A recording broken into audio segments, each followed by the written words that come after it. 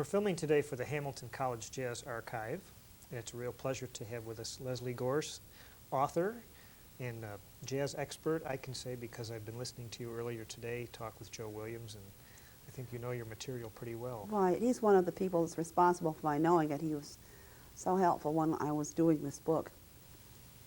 Of course, he experienced just about the whole history of jazz himself firsthand, and he knew everyone to tell me who to listen to and who he worked with, and it's just a lesson in jazz history just to know about his life. Now, you've written for magazines and a couple well-known books, Louis' Children, and a book, of course, the book about Joe, which we'll talk about more. But what brought you into the field of jazz? Well, I always listened to jazz. You know, as a teenager in high school in Providence, Rhode Island, I used to go to a place called the Celebrity Club when I was underage. I shouldn't have been there. And then when I came to New York, I just gravitated towards listening to it. I heard Symphony Sid on the radio every night from midnight to 5 a.m. Yeah. And I used to go to the jazz clubs. And why I like jazz more than any other music, I don't know. I did like other music, too. I liked pop, I liked rock and roll, I liked rhythm and blues, but I did love jazz. There's something about seeing it live, you know, in a club where it's so spontaneous and you kind of catch that moment that it's really fascinating. Sometimes it's just the greatest experience. Yeah. To see Joe work live is always a great time, and to see people like Carmen McRae and to hear them live, it was so exciting. To hear her in Birdland sing Skyliner, it just was just a real experience that you can't describe. Right. Well, you know, I was just kind of reading my mind and describing. Oh, I do describe it. When you have to describe a musical performance, yeah, I would think it's difficult, and I have to compliment you on your various ways you describe people singing. When you went talking about John Hendricks and different singers, it's hard to put it into words sometimes, but you made me want to go listen to the records. Right. You know, so that I could hear it again. Yes, a girlfriend last night, Joanne Brackeen, who plays piano, told me she heard a singer on the radio, Kevin Mahogany, and she had never heard him before, but from the way that he was singing and the way I had described him to her, she knew who it was. So that's wonderful. I do have that ability to tell people what it sounds like, to bridge the gap. I'm not a musicologist, and I do not try to be nor want to be. I just don't. But I do want people to have the feeling that they know something of what's going on musically and why they like it and what they're hearing and who the people are and how it expresses them as a person and how the music generally reflects the best of that person's character and personality. Do you feel that you have to be part detective when you write these books? Yeah, I always wonder, how do you find out some of these facts? I have a background of being a journalist, of being an investigative reporter. I had the knack, the talent for that. I was a stringer for the National Desk of the Times, and I remember being asked to investigate 20 people or so who were on the House committee to investigate Watergate. So I had 20 young lawyers, and I had to find out in 3 or 4 days who the lawyers were and find out all about their backgrounds, and I did it. And the National Desk of the Times, and the head of the desk in Washington, was astounded that I had done it. I'd stayed on the phone for 4 days straight without sleeping, I guess, but I had done it. And I had done more than anyone else in the country because New York had the most people. Can you define stringer for me? I was hired to do general assignment reporting, social trends, general assignment reporting by the National Desk on a regular basis, and I did it for 4 years. And I had a card, a telephone card, and I had a regular little stipend. And it was I did the same work as a regular reporter, but I was not in the union. And there was a reason for that, because they wanted the city desk reporters to do the job that I was doing, but the National Desk wanted their own person right in New York. And so they had me. No, they had me, but they couldn't get me into the union. I had been in the union before doing another job at the Times for 3 years, and I left that to take the contract with the National Desk. I guess along the way, the context that you pick up and the impressions you make on them are pretty important later on. When you go back and these people know your name now, and they're more willing to talk to you, No, musicians, they were so nice from the start, and Joe was one of the nicest. Most musicians are so cooperative and so intuitive and so candid. It's rare, very rare that you'll find a musician who was not helpful or was not able to be for one reason or another. Perhaps he wasn't well, or a couple, maybe 2 or 3 I had interviewed who just were not really able to do. But most of them, the loveliest people to interview and to talk to, and charm may be part of their business. Maybe that's why they're so charming with the public. But they are really lovely with me. They were great with me. I was interested in the whole premise behind Louis' Children, because we read an awful lot about Louis Armstrong's tremendous influence, almost creation of jazz as a whole, but not as many people talk about his influence from a vocal aspect. Most people are talking about the way he played trumpet in his improvised solos. Yes. And what made you choose that particular subject? Singers? Yeah. I'm very sensitive to the singers. I generally can recognize any voice. Anyone singing, I can recognize if it's Doris Day or Joe or of course, Mel Torme, or anyone. They're very distinctive. Yeah. And I have an easier time recognizing them than I might say the trumpet players. I can distinguish Miles Davis in a minute, you know, but there are some trumpet players that I don't hear clearly. I can't say, oh, that's definitely so-and-so. Some people can. They're very, very sensitive to the horn players. Right. So, I mean, I hear pianists, and a lot of them sound alike to me. I mean, I can tell Art Tatum from John Hicks. Right. But, there's no, or Tommy Flanagan, but every singer, just about I get correctly. So many of the veteran musicians we've talked to have stated how important it was back in the 30s and 40s that you establish your own sound. And that's kind of what they were talking about. They wanted people to be able to recognize them after a few bars. Of course, you could recognize Lester Young versus Coleman Hawkins, I guess. But for an instrumentalist, it's a little harder, you know, than a vocalist, I guess. It depends on your ears. I mean, for me, I find the vocals much easier. There are people who, as I say, just immediately know who the horn player is or who the pianist is. Now, this could be a hard question, but do you have a definition for a jazz vocalist? No. I mean, there are things, the characteristics of jazz vocalists. They improvise. That's number one. I think that might be the most important distinction. The way they phrase, the way they tell a story. Well, any good singer, they have to be in tune. They have to tell a story well. I think the improvisation and the way they improvise and the phrasing and the feeling distinguishes a jazz vocalist or a jazz-influenced pop vocalist. Right. Some people don't like to be put in categories anyway. They would rather be A just lot called don't. singers. You know, Yes. Now, Joe has had this, during his career, he's had this blues thing, you know, and sometimes, from what I've read, it was a little too pervasive in he wanted to be an all-around singer, and he almost got typecast. Joe was a ballad singer to start. And then he liked some of the blues things, and he started to use them on the south side of Chicago. And he used Memphis Slim's song every day. And Memphis Slim used to like to go hear him sing it. But Memphis said to me personally, when I interviewed him about Joe, he says, Joe's a pop singer, you know? And he was. He was a balladeer, and he sang the ballads most, and that was what he wanted to be known as. And Hank Jones, the pianist, bumped into him in the Midwest before Joe went with Basie, and always thought that Joe was a balladeer. That when Joe went with Basie, Basie had a blues-based band, and he lay with that. He stayed with that. So Joe had to fit in. So Joe had to sing a lot of blues. And he could do it, but he was not a really rough blues singer.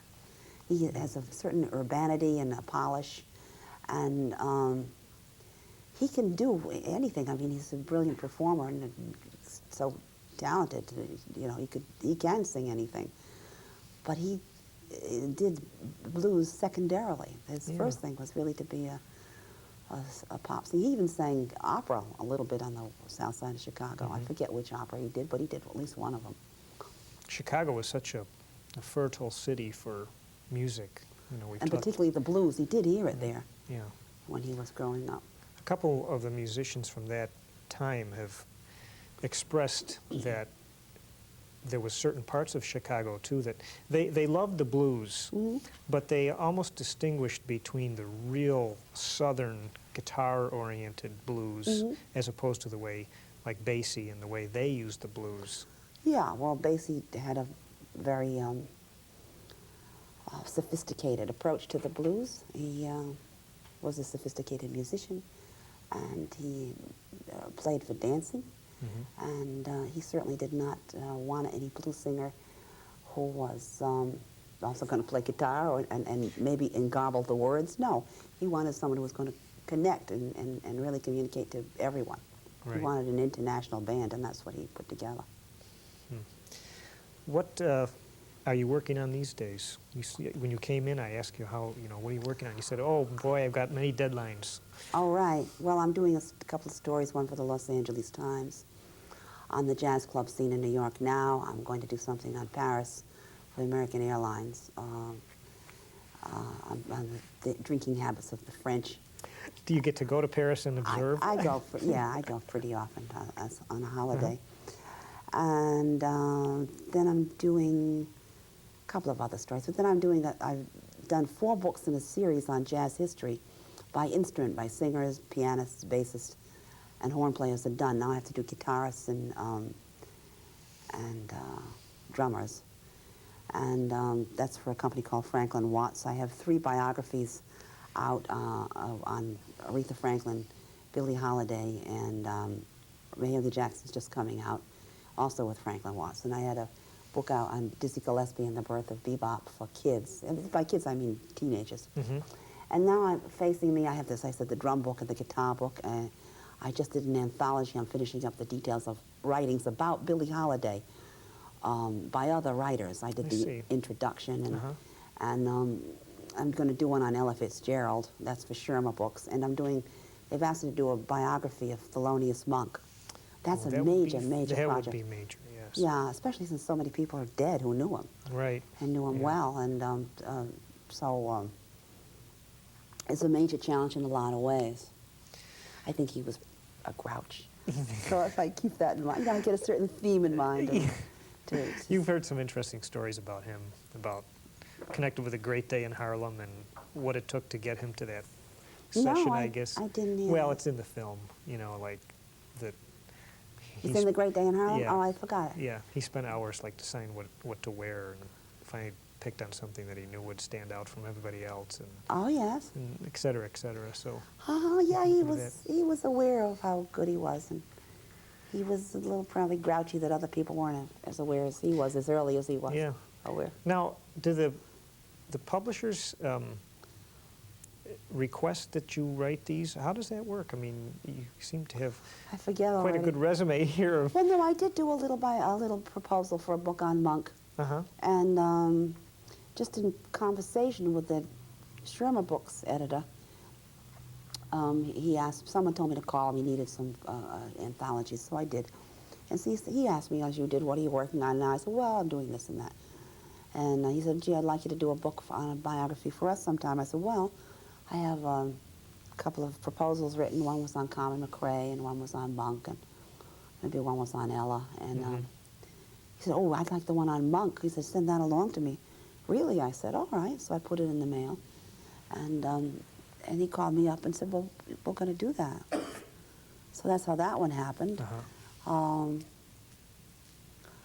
I think with the biographies of Billie and Aretha and Mahalia, I was told what to do because I would not have picked Mahalia or Aretha because they're not jazz people. Yeah. I mean, they're related. The music they sing is related to the early jazz. But I was told that's what they wanted. You have some nice quotes here about returning to Joe for a moment. Did you find him an easy interview? I was just going to say that. He was the most forthcoming guy, and he's brilliant. And he's a hard worker, and he loves to work, and it was something different for him, you know, to do this book. Well, I mean, he'd been singing for years. He'd never sat down to do a book. So he sat down with me. We did tapes, and we spoke on the phone. After I would work on something, I might read it to him on the phone. And then a couple of times we met in face-to-face, and I read to him, and we went over it. And I could read, you know, because we had limited time, and if I only had him for a day, I would have to read really fast. He could really hear it fast. He really knew what to do. He was great. I guess that comes from his profession. He's a professional listener, as along with All those years of working with words, yes. definitely he could have done a book himself. But he would not, because he's always busy traveling, singing. It takes up a lot of energy. Then he goes home, and he better do something to stay healthy, to go out on the golf course or just to have a good time, relax, because that takes a lot of energy to get on those bandstands and sing for 2 sets a night, or 3 as it used to be sometimes. Used to do. You get to know Jillian somewhat? Yes, I went out to their house. I met her, and the thing that struck me was her eyes. You know, she was not the young, beautiful kid. That when I met her, she was a mature woman, but beautiful.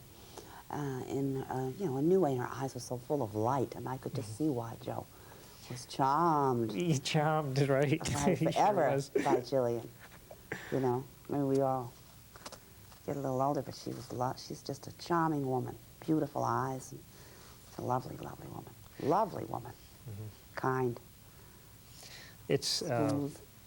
I've been struck by the dignity that many of these veteran African-American musicians carry with them.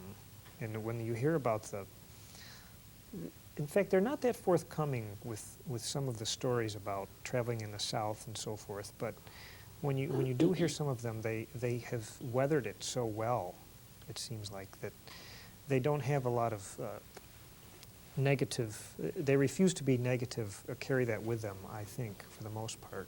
Well, I think it's just part of not letting life in general, the negative, take over.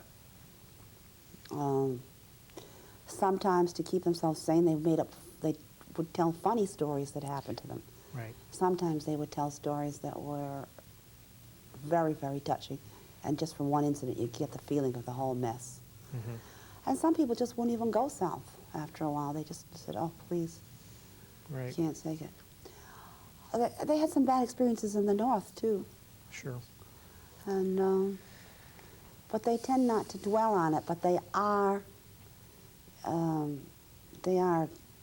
definitely affected by the history. I, having met them, you know, now in the 60s, 70s, can really not comprehend what it was like for them, for it had once been impossible for me to have met them and interviewed them, if indeed anyone wanted to read about them in any kind of a real way. So it's hard. You have to put yourself there, and it's not all that long ago, you know. And so you know, some of these people do have a definite prejudice against the former oppressors. Or, So when you go to approach a book, okay, now I'm going to write about guitarists. How do you start something like that? You start doing your own research and look into what's available to listen to, or do you visit an archive? Well, I mean, I mean, let's say I'm going to do all that, but I'm going to, I know I am going to begin with Charlie Christian. And I'm going to go from Charlie Christian on to Wes Montgomery. Yeah. And there are others, you know, there's Eddie Lang and Oscar Moore in the older crowd. So, I mean, a certain amount by now I've picked up enough to know who are the major influences, who are the major stylists, and who I concentrate on, and who comes from them, and who listen to them. And, you know, to come down to George Benson. And so I have some ideas. But I'm going to go and look at what the books have already been written for adults.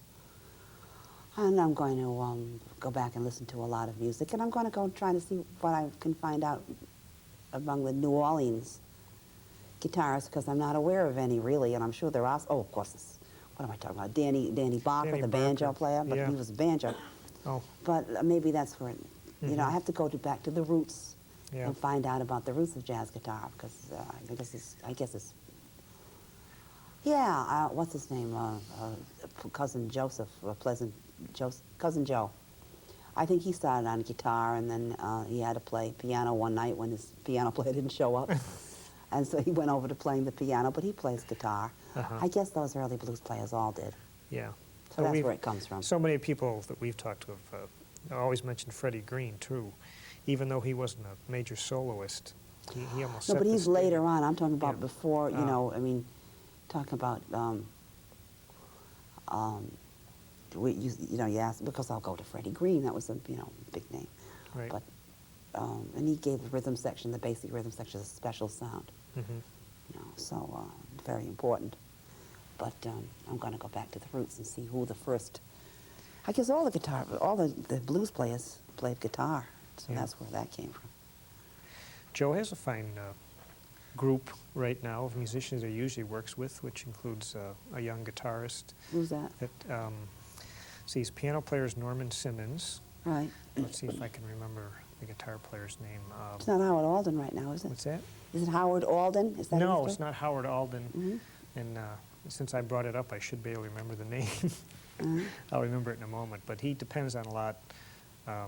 Joe? I'm sorry, can't remember. But Joe plays guitar himself. he does. Yeah, a little bit. At least a little bit. I don't know how much. Do you know, in writing this whole book, he never mentioned to me he played guitar? No kidding. Isn't that funny? Yeah. I really enjoyed listening to his description about what he got from his family and his grandmother and so forth. What kind of character they seem to instill in him. His grandmother was a big influence on him. She's the one who took him by the hand and brought him in the train up to Chicago. His mother went first, then brought her sister, and then brought her mother and Joe. So I think his grandmother was a major influence on him. Same with Milt Hinton. Said almost the same scenario. No, because I think they came up from Chicago in small numbers, so that they would send money home, and the rest of them could come up. Did Milt Hinton's grandmother bring him up, or was it his mother? I think he came up with his mother. I think it was his mother. Yeah. Milt had a difficult relationship with his mother. It was different, because she had exerted a great influence on him, too. She was a music teacher.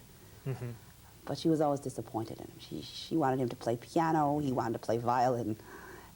So she always told him, why can't you be more like Nat Cole? Oh, right. Yes, he couldn't stand that.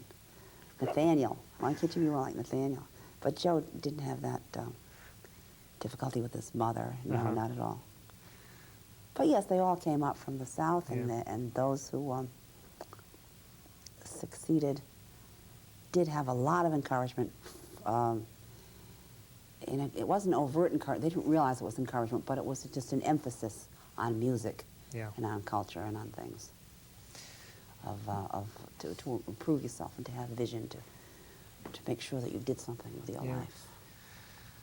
Well, speaking about why can't you be like Nat Cole, I read a few things about when Joe had to replace, when Joe became Basie's singer, he had to follow Jimmy Rushing. Yes. And apparently there was some problems with that, I guess, maybe over in England or something. I had read. There were. Yeah, well, they wanted the same old thing. They loved Rushing, and Rushing was a real blues singer, and he had a higher, plaintive voice. And Joe was not the same type of blues singer. He was more polished as a singer, and he had a different gift. So and in England they loved trad jazz, traditional jazz, and in France too, they had a lot of clubs, and they still have in England that people who only like traditional jazz, trad jazz, early jazz. They still haven't gotten anywhere near bebop. I don't even know how far they're into the swing era they are. It's beautiful music. There's nothing wrong with it, but it is definitely a period. Right. And people like that. So, how's this jazz scene changed in New York? Lately? Lately. Well, you know, into the 1970s, there was a club called Slugs on the Lower East Side, and I think it billed itself as Slugs on the Far East. And it was out of the way, and it was a dive. The music was beautiful, but it was physically a dive. Somehow in the late 1970s, jazz started to undergo a renaissance in the appreciation of the public. And clubs opened, and sometimes clubs closed, but many clubs have survived, and they're elegant, and they have good food, and it's no longer a music that you listen to in a grungy club. You go to the best places and you hear music in the best places. You go to Barney's, and you go to the other store, not Calvin Klein, but the other famous men's store. They pipe music into it's always Billie Holiday and Louis Armstrong. I mean, jazz is getting the respect that it's always has been due. And it's an art music. It's funded by the NEA. Yeah. Since I mean, it gets cut and up and down, but still, it started to become funded in 1968. So it has become a part of the Lincoln Center. So the whole atmosphere for jazz is more welcoming. I mean, the first jazz film score was Duke Ellington, and it was Anatomy of a Murder, as I recall. Sounds right. Yeah, and that was in the 50s. Well, France had used bebop for film scores before that. So we kept a little bit Johnny come lately, but then as the schools took jazz in to teach, that helped legitimize it and call people's attention to the beauty and the art. Right. So it's reflected in the clubs. It's reflected in the seriousness of the kids who play here. It's reflected in the degree of care that the musicians generally give themselves and the music. Now they don't, you know, it's not to wing it. They study, they practice, they really. They've done their homework. Yeah, they have to. You can't not go to school and play the jazz now. You have to study the music. It's interesting you say that because I guess there's not the training ground available that was Although when for you some think of these of what people. they did in the 40s, 30s, 40s, and 50s without schools, when you think of what they did, now you think, how could they have ever done that great music without training, without... Well, they had private lessons and they had each other. I don't know how they did it, though. It was a miracle that they could invent this music. Right. Yeah. Right. So how could they invent it even with school, you know? Maybe they did well. Maybe it was better that they didn't have it. I don't know. It was. So they said. Yeah, but it is a fact that most of them are getting their training in school now, and then kind of competing. You have to study for the some, jobs. Yeah. Was there experiences that you had in middle or high school that led you to being a writer? And would you have any advice for aspiring writers these days? I knew in my teens that I wanted to be a writer early in my teens, and I wrote poetry and to express whatever was going on in my mind, certain cares I had. And I excelled in that. I was good at it, and I went to college. I started as a playwriting major. I wanted to major in writing, but there were no courses, really. I think at Columbia University and maybe Stanford on the West Coast. Is it Stanford? No. I don't know. Well, it's a big school out there. I think it's Stanford University. And then was a school in the Midwest, either Earlham or something. There were very few schools that let you major in writing when I started college, which was 1956. So I went into the School of Dramatic Arts as a playwriting major at Columbia at the age of 17. And, you know, I didn't know how to write. I was good at dialogue, although it didn't really show up at that time. And I switched into the School of General Studies during the semester I was 20. I turned 20. I'd already been studying. I already knew that's what I was going to do, go into prose. And I wrote a novel. And from there, I took one journalism course, and I didn't think much of that. But when I got out of school, I wanted to go into nonfiction, because that was the time when people were turning away from fiction to nonfiction. That's when, I think around that time, Truman Capote wrote his nonfiction novel, or he was going to write it. It was in the air that you were going to write, that nonfiction was going to reign and become regarded as high art. And I wanted people wanted to deal with what was real, and rather than story. And it was hard to write fiction too, so I thought it was easier to write nonfiction, and it is for me.